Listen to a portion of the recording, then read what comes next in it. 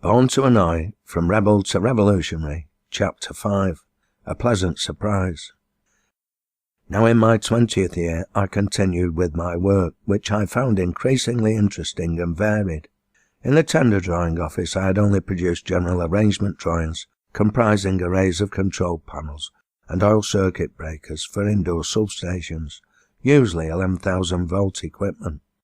However, AI OpenShot also manufactured high voltage switchgear for 132 kV outdoor substations, and I was soon working as part of a small team headed by the sales engineer Robert Bradshaw, known to one and all as Bob. He was a tall, friendly man who I quickly discovered lived in Marple. Despite being an apprentice, I was carrying out exactly the same work as my adult colleagues, which tended to boost my confidence. Now that my future as a draftsman seemed assured, I resigned from the Amalgamated Engineering Union and joined the Draftsmen's and Allied Technicians Association. Unlike the AU, DARTA did not have shop stewards, but office committee members. They also had corresponding members. These rank-and-file representatives, usually elected from groups of about 10 to a dozen of their fellows, had the duty of circulating the fortnightly copy of DARTA news to each member, and to contact the union whenever necessary on their behalf. The role of the office committee, on the other hand, was to handle any grievances with the company and conduct any negotiations on wages, hours and employment conditions generally.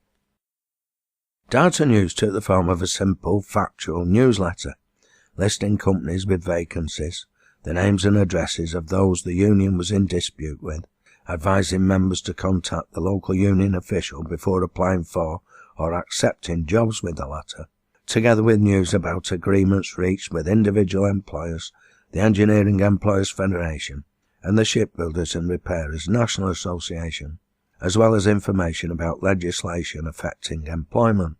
In addition to this source of information, the union also published a glossy bi-monthly magazine, The Draftsman, covering a wide range of subjects of interest, and to which individual members were encouraged to contribute articles. I soon found myself looking forward to my copy. The membership of DARTA ranged from lowly detail draftsmen like myself to highly qualified research and design engineers working on new technology in all kinds of fields, ranging from heavy and light engineering, machine tools, the automotive and aircraft industries, shipbuilding, electronics, and the then developing microelectronic and computer industries.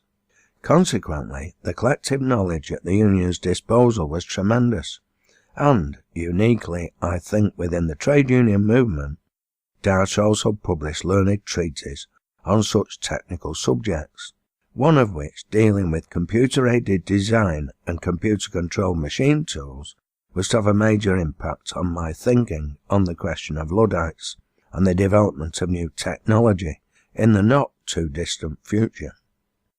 The combination of these varied and complementary sources of information, coupled with a large proportion of members elected to some kind of position of responsibility, made for a lively, forward-looking organisation with a high degree of participatory democracy. This was not a backward union in any sense or form. On the contrary, it was an organisation whose members were pushing the boundaries of technology, and, despite its relatively small membership, it was highly respected and impacted the ideas and policies of the trade union movement as a whole in a progressive direction. Hitherto I had played no real role as a trade unionist, content to leave the work to others. This was about to change, and with consequences that would eventually change my life in the most fundamental way, including my ability to earn a living. Meanwhile, I had a life to live, and this question of living was one where my attitude seemed completely at odds with Dad's. The more I had come to know him, the more it seemed to me he lived for work. His whole social life revolved around the factory in one form or another. I, on the other hand, had the peculiar idea that I only worked in order to live. I enjoyed my work, and I took pride in the results of my labours, but my hours of freedom from wage slavery were not at the disposal and subject to the diktat of my employer. They were really mine, and I didn't intend to waste them. To be fair, Dad hadn't exactly enjoyed a particularly good family life. My mother's illness must have been heartbreaking, not least because for him, although not my mother's parents, it came out of the blue. Mum was the daughter of a skilled worker, a coach builder at Crossley Motors in Gorton. She was highly intelligent and had the opportunity to go to university at a time when it was virtually unheard of for members of the working class, let alone women, to attend such institutions. Her parents denied her this opportunity, despite the pleadings of her headmistress, who had even volunteered to financially support her. "I've got her a job as a seamstress, and a seamstress she will be," had been her dominant and misogynist father's response. It was shortly after this setback my mother first displayed the onset of her illness, an illness which condemned her to many years in mental institutions and denied Dad a relationship with his children, as well as the woman who I know he loved dearly. I've been the only one of his offspring he had the chance to care for, because of my granddad's illness and subsequent demise, and even in my case his need to work had doomed his efforts to failure. I suppose other men would have found solace in the company of another woman, or turned to drink, or both, but Dad was made of sterner stuff. He'd promised to be faithful to Mum, in sickness and in health, till death was due part, and he stuck to his promise. He turned to his workmates for solace, and give them their due, they responded in kind, although he did in fact have another woman in his life. The frail and elderly widow of one of his former workmates lived opposite us. Dad, without fail, before setting out to work, and whilst his friend was still in bed, went into her home and made up and lit the fire for her. Sometimes during the evening he would check she was okay, and often sent me out shopping for her. Dad had many faults, as have we all, but these simple actions were typical of him. He was an innocent, very gentle kind of man. He never complained about his lot in life. He was slow to anger and quick to smile, remained loyal to his wife and to his friends, and was generous to a fault. A real ragged-trousered philanthropist. I was to meet many great and learned people in the course of my later life, including peers of the realm, leading politicians and government ministers, representatives of the captains of industry, learned academics, wealthy businessmen, landowners, journalists, and others of merit. Many were perfectly good and honest people, but I'd be hard put to find one who could match the qualities of my humble, very ordinary, and very human Dad.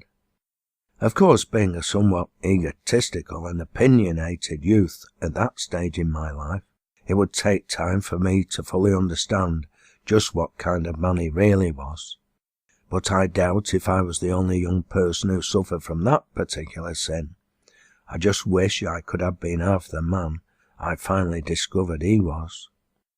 I continued to cycle, and my love of the great outdoors continued to deepen.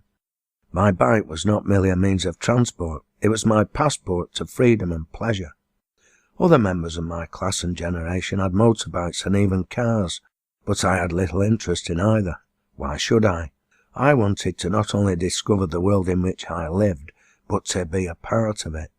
A car was a perfectly good way to travel from A to B, but I wasn't interested in arriving at B or anywhere else. It was the journey in between that was important to me. I needed the scent of the hedgerows and grass verges replete with wild flowers in my nostrils, to hear the sough of the wind and feel the soft drizzle or hard rain on my face, to witness the sight of my shadow alongside or in front of me, as if it were racing with me as I speeded downhill or toiled up the other side. I thirsted for wide open vistas of mountain and moorland, pasture and meadow, blue sky and dark scudding clouds. I needed to escape from the squalor and the bustle of city life and savour a cleaner and quieter, more natural world where I could recharge my batteries, ready for another day's creative labour. None of this was possible sat in a car, and unlike a motorbike, the bike was silent and unobtrusive, a live, high-tensile steel beast between my legs, compliant with my every wish, and powered by my own energy. Riding a bike is a bit like having sex, and you can enjoy it on your own or with a group of like-minded people. Cycling with a touring club is tantamount to an orgy, and with a racing club, even more so. Moreover, unlike sex with a human partner, the bike never complains if you come to a halt too suddenly, and never admonishes you for wanting to go faster or further. It doesn't protest, even when you climb off without warning and abandon it against a fence or dry stone wall for a few moments in order to contemplate the view, or even, for shame, to admire another bike. If you want to take risks, it will respond accordingly, and if you want to dawdle, it remains patience itself. The bike is as happy to enjoy a ride with a woman as with a man, and by its very nature, it holds further advantages over sexual activity with human partners. It doesn't require any form of contraception, although occasional lubrication, particularly of moving parts, is definitely advisable. With a little loving care and attention on the rider's part, coupled with a sense of adventure and a desire to go further, he or she soon discovers that orgasms on a bike are more frequent and last longer than any enjoyed in a bed or even on the living room carpet. Despite riding fixed gear and having the undulating countryside of Cheshire on my doorstep, it was to the wilder hill country of the West and South Yorkshire Pennines and the Peak District of Derbyshire to which I found my wheels constantly turning. Increasingly Sunday was devoted to my explorations on the bike, and my visits to Marple became less frequent. Although I had two brothers, I had in effect been brought up as an only child, and was therefore quite happy in my own company. Increasingly my cycling reflected this fact. Later, as I became more immersed in trade union activity, I would often find myself riding out onto the nearby moors to find a spot where I could contemplate the view after a day's toil. In such high, lonely places, I could relax and think through any problems I might be confronted with, whilst contemplating the magnificent and multicoloured sunsets produced by Manchester and Salford's polluted atmospheres, before returning to my home and bed. In January 1964, I was asked by the group of draftsmen in the immediate vicinity of my drawing board if I would take on the position of their corresponding member, and I agreed. Shortly afterwards, unusual weather conditions brought me into potential conflict with the management for the first time. But before I relate the circumstance, I should describe the layout of the offices and their position in relation to the factory.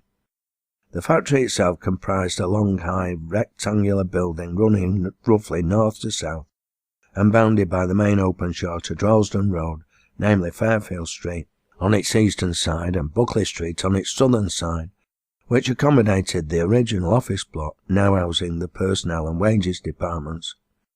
The Edge Lane office block, in which the drawing and other offices were accommodated, ran along but separate from the factory's northern boundary. On the western side of the factory, a short street of terraced houses, Edison Street, ended at the entrance to the factory access road.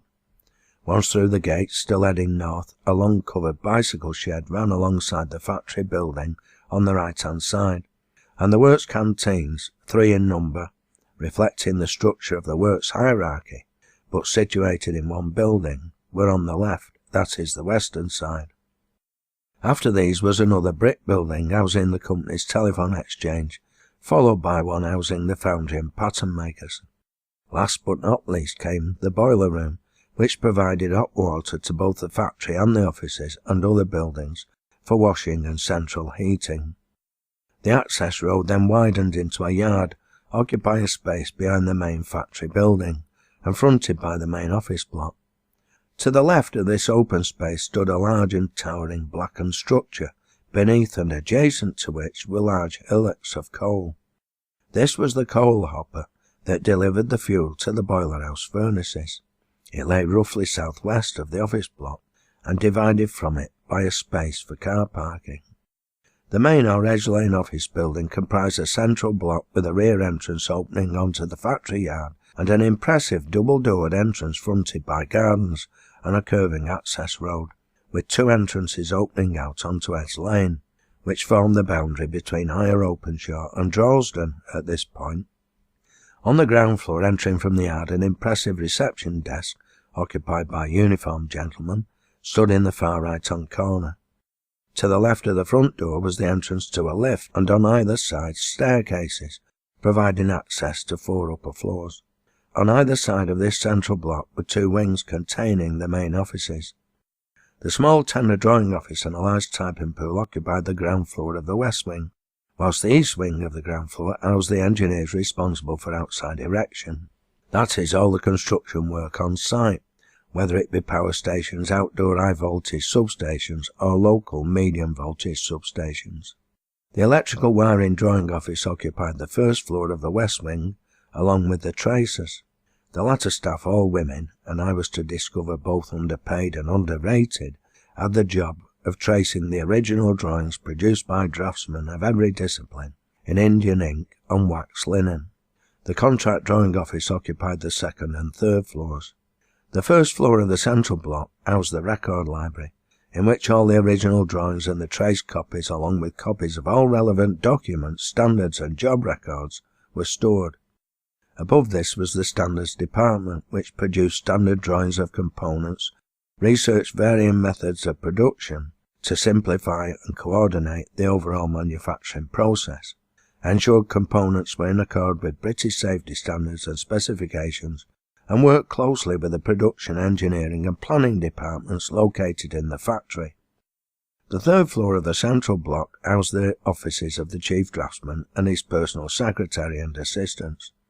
The fourth and top floor hosted the boardroom in the central block and the offices of the chief engineer, his personal secretary, and an even larger array of assistants, befitting his position as top dog in the managerial structure, a position I was to discover later disputed and contested between the holder of this office and the works manager. The first and second floors of the east wing housed the design drawing offices, whilst the third floor of the same wing was occupied by the electrical research engineers.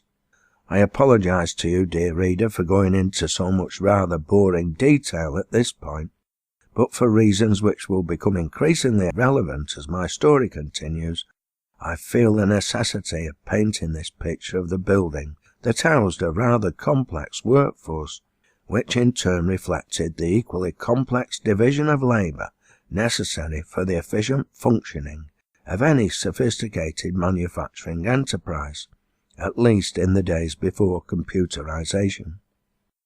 One dinner time I left my drawing board without pulling down the roll cover over my drawing, which protected it from any dust that might be in the atmosphere.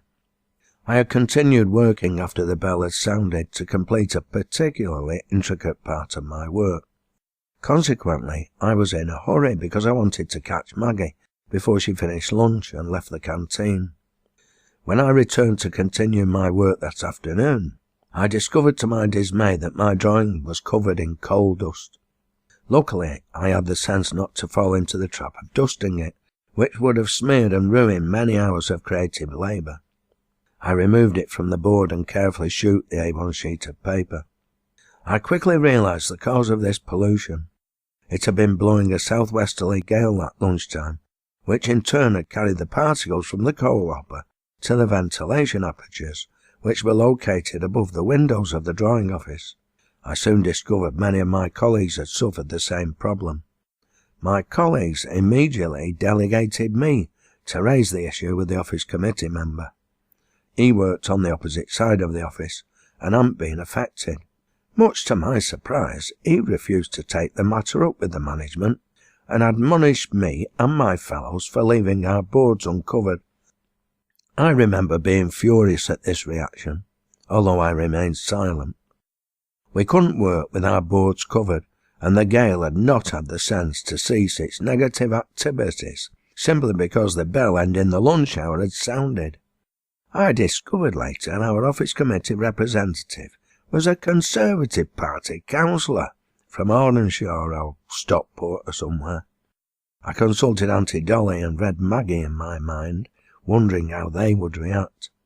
Having received their imaginary advice, I immediately marched to Phil Carr's desk. My manager looked up in anticipation as I approached.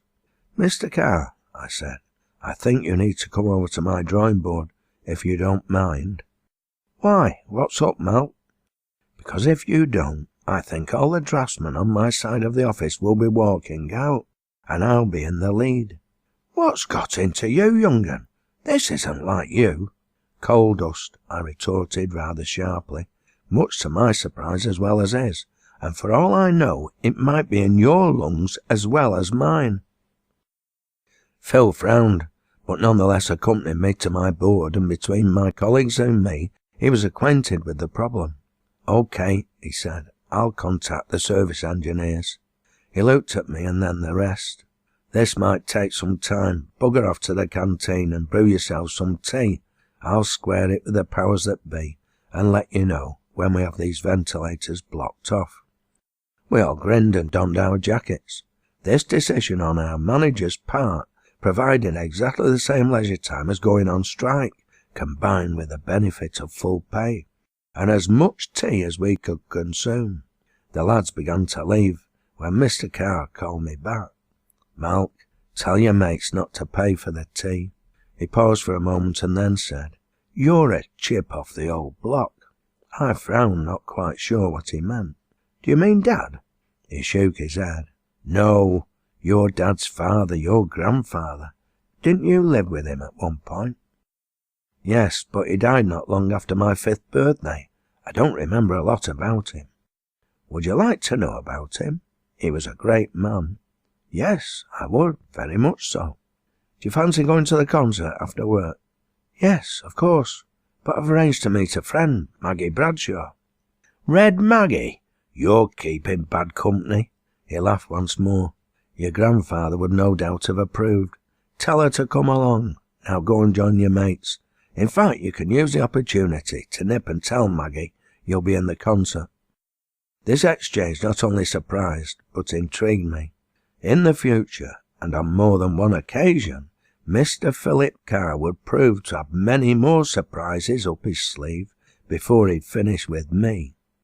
At a key turning point in my later life, he would also provide me with knowledge that many decades later would undermine the veracity of the highest representatives of the Engineering Employers' Federation, when they informed the Labour government of the day they had never kept blacklists of employees, which, by then, was in direct contravention of the law of the land, but that again was in a dim and distant future I could not foresee.